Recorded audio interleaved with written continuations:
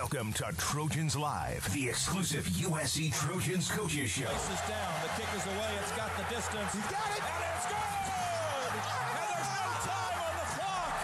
The scoreboard clock reads 0-0-0. And the Trojans have won it. Behind-the-scenes insights and breaking news from the student-athletes who play for the Cardinal and Gold. Jones to get the call on the right side, and he's in the end zone for a touchdown, USC. Trojans Live is brought to you by Cooper Tires. Count on Cooper, an American company since 1914. Now here are Jordan Moore and John Jackson.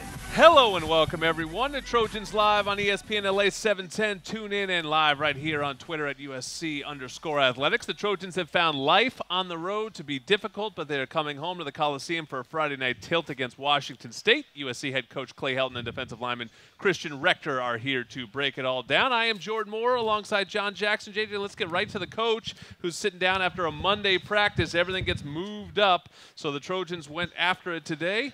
We are counting down to kickoff with Mito. Swiss watches since 1918, the official timekeeper of USC Athletics. Be the first to own the Fight On limited edition timepiece. True Trojan fans visit shopmito.com/USC. That's shopmito, MIDO.com/USC. As I said, Coach, it is a short week, even less time to fix things. What are the top priorities as you do try to get some things right here before Wazoo? Yeah, I think the biggest thing offensively is to understand that the run game must go. And was very pleased with how the quarterback and the wide receivers responded. The skilled athletes responded in the passing game.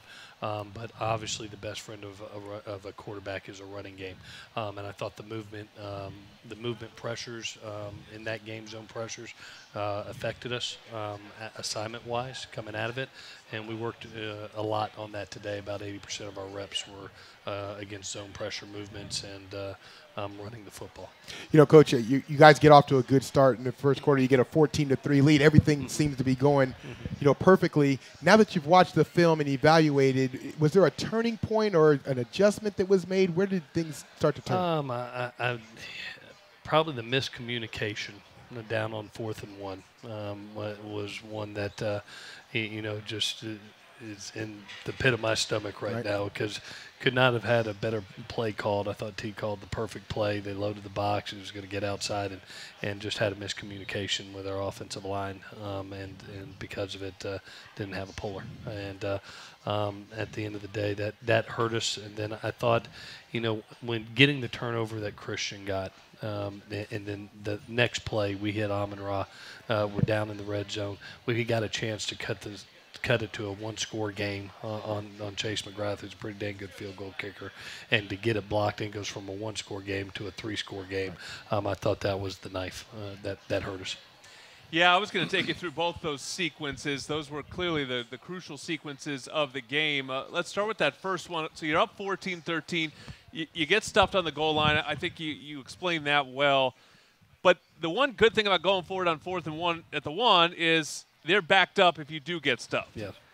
And that could have worked out perfectly, but you don't get the safety. I know you're not going to criticize referees. Just tell me, did they give you any sort of explanation after that review? The simple explanation is they felt after reviewing it that he had gotten the ball outside the plane. Okay. We all have our own opinions. And, yeah, I'll keep. I got my opinion on my phone. A picture on my phone. Yeah, the tape don't lie. Right. Okay. Yeah. And then even then, you got them backed up. It felt like the perfect play call was dialed on the block punt.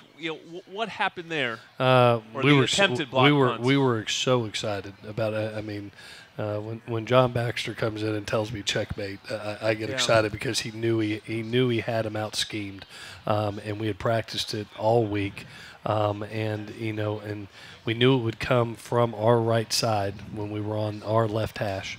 And it was either going to be Talanoa or Isaac Taylor Stewart. And Talanoa came scot-free and just got a little bit excited, got up in the air instead of taking his hands straight to the ball, and a technique and fundamental got us. And I think that's what I've told our team this week is this is a bunch of great kids. I absolutely loved how our kids played for 27 minutes of that first half, and that's the team I want to see. It was playing consistent football, and then we got away from it. Whether it was assignment, whether it was fundamental and technique, whether it was communication. And like I told them, I said, this is a tremendous effort team. When you watch this team, they play with unbelievable effort. But it's my job as the coach, and I take ownership in it, to make sure that we are assignment sound, fundamentally and technique sound, and communication sound. And that's where we've got to improve if we want to go try to win a Pac-12 championship. Yeah, and to that end, to finish off that sequence, you still get the stop.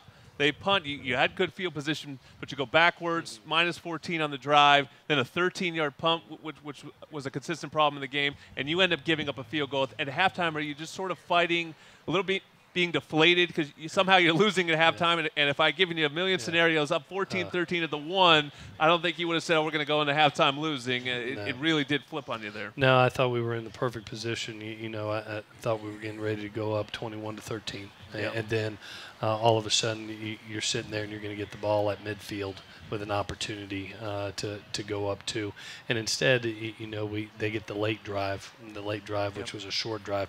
We really dealt our defense a bad hand because there were 5 times that the ball was placed at midfield and they had to defend, and they ended up getting 1 turnover and actually making them kick 2 field goals on 3 of those 5 drives. So they did their best job possible to try to limit the points. You felt like you let one get away. You really did. In a great atmosphere, at a great place, with 2 good teams, we just got out executed. And that's sort of one of the things that I know has to frustrate you guys as a staff, because there's a lot of new faces all around, a lot of new faces. And some of the things that are happening are things you don't actually practice in practice, right? You try to cover every scenario, but new ones are coming up, which are sort of causing a lot of the problems. How much of that, when you're sitting in the film room with your team, do they understand that how close things are and how much of a fine line there is in terms of getting things right? Yeah, I could tell by today. It's a short week. It's a Monday, which on a routine week is a very light practice. You're still sore and beat up. And that team went out there today and had their best practice within the last 4 weeks. And they know how close they are. They got their jaw set right now. They want to play great Trojan football, and we want it for them. Everybody within the organization is fighting their butts off right now to make it happen. And they did a great job at practice today. If they continue that, we're going to get better with each game. We talked about this a little bit after the game when things start going against you, and the last couple of years, there's been a lot of belief on that sideline. Sam Darnold, particularly offensively, spearheads that belief. Guys always felt like they had a chance with him. I'm wondering, I know you really like this team's effort. When things start going against them, though, they are young, it's early in the season. Do you feel that there is that belief that they can get things fixed in the moment, without having to wait for the next week? Well, I've been doing it for a long time, 24 years, and I think one of the most important things that happen to teams is the building of confidence and the stack of little wins. Because once you start getting rolling and you start getting that confidence, and it was so close the other night. It was. I could just I could feel it after the second score that I was like, oh my God, it was like the bottle was opened, and you could just see the look in their eye that, wow, okay, this is us. This is what we should be. And to let it slip away, it hurt. I think, and it hurt everybody. But just to see how they bounce back today really excites me for Friday night. I can't wait to watch them play. You had a very interesting answer last night on the media call. The media talks to you and get your opinion on a lot of things. But the interesting answer was about approach, in terms of your approach with, outwardly to media, fans, etc., and then your approach, obviously, with the team. Obviously, it has to be 2 different approaches in terms of the way you deal with people. And your answer was good. Why do you take such a positive approach outwardly and maybe not the same approach, of course, in front of your team? Yeah, I spend the night in my office, 3 nights a week, and when the door is shut, that's when I can go in my hole. But as a leader, any leader, especially of 18 to 21-year-olds, they're going to react how you react. And my dad taught me that. Yeah. And he always tells me, he goes, son, always remember, they're 18 to 21, and they're going to act how you react. If you act defeated, they're going to be defeated. You're the leader. Make sure you lead.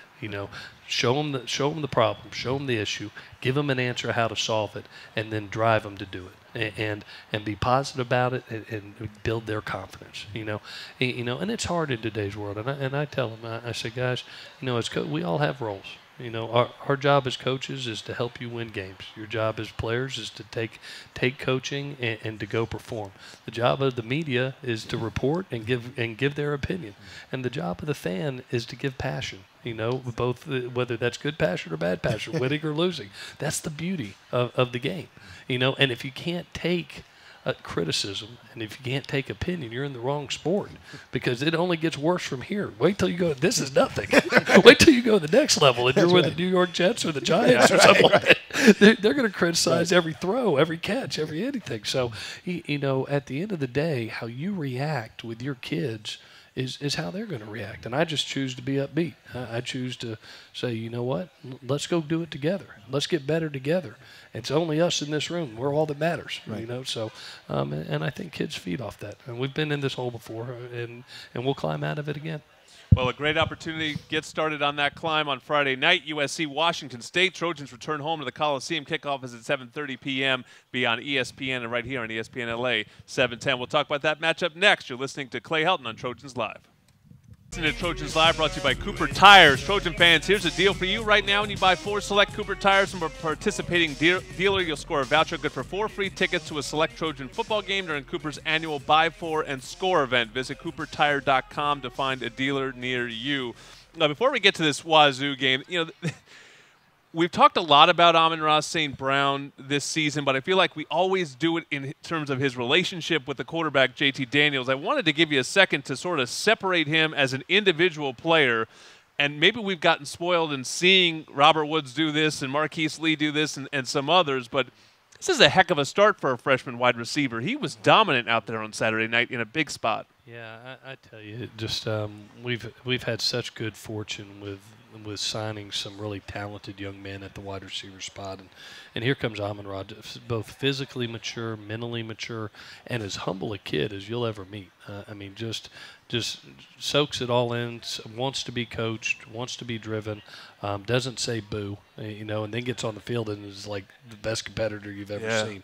It makes his plays. And it's tough. He gets knocked sideways the other night and just bounces right back up and keeps going. And going to be a terrific player. And credit to T. I really, that tandem, what he's done with young kids and how he develops them. You think about the kids he's developed from Woody to Marquise to Nelly to Juju to Deontay, and now here comes Amon-Ra. There's something special that goes into that room, and for him to be with Amon-Ra, those two are doing a really nice job together. Another guy that we talked about as being special in this freshman class, and not quite getting the same notoriety as Amon-Ra, but I'm sure in the film room getting notoriety from you guys as coaches is Elijah Griffin.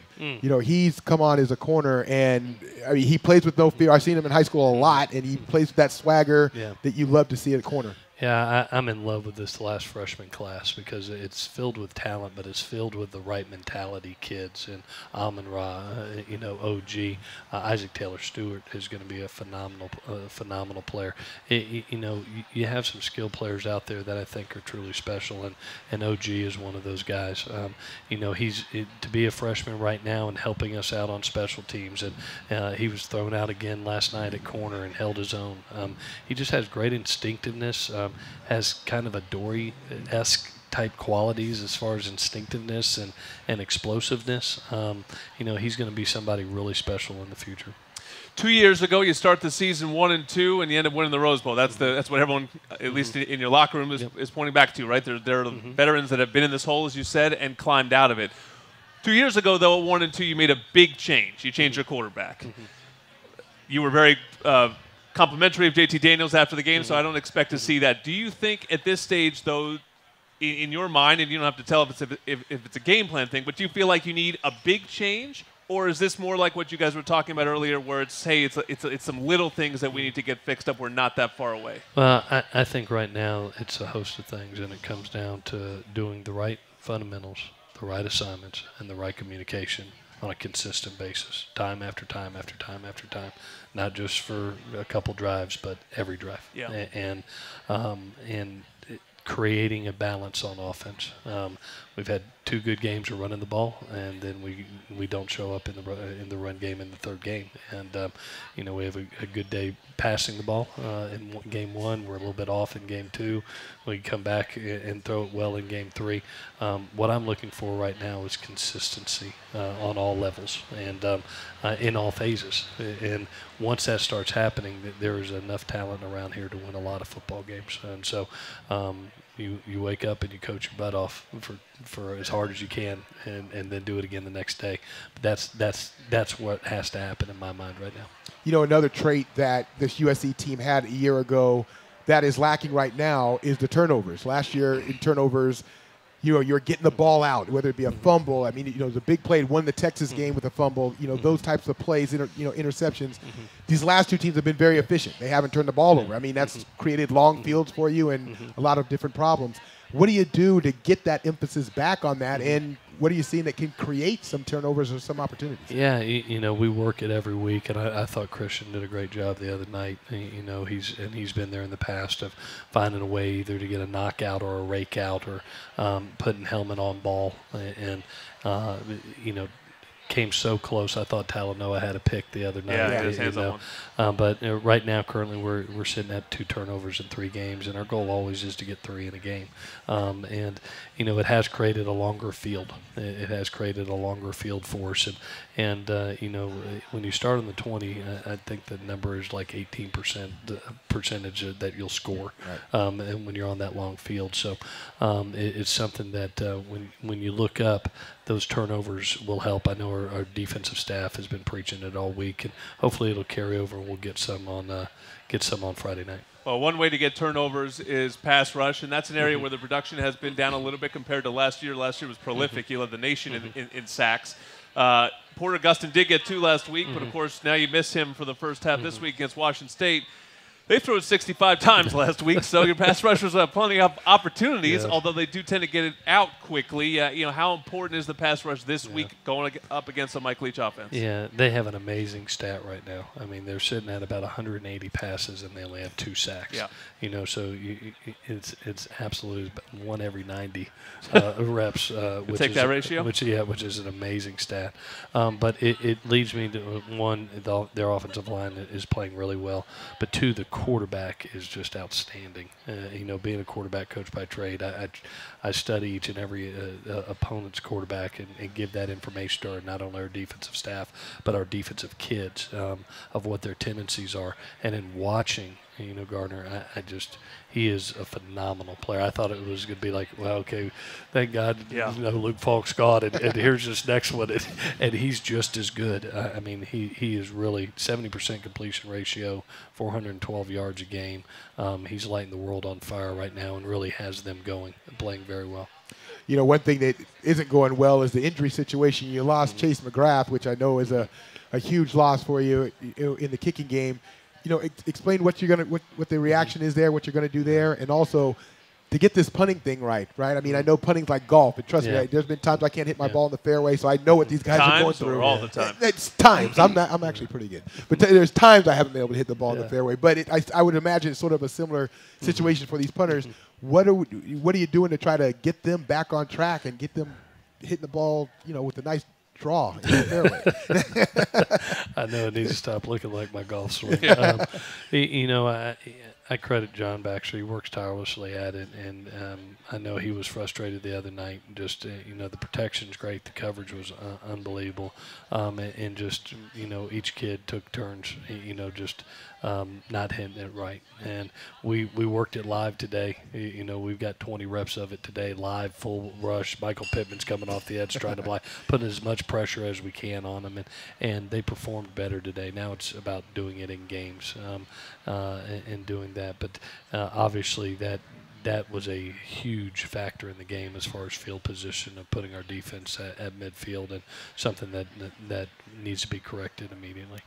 All right, well, lots to be corrected. We'll let Coach get back to work. The Trojans, again, taking on Wazoo Friday night under the Coliseum lights. Tickets still available at usctrojans.com/tickets. Christian Rector is up next. You're listening to Trojans Live.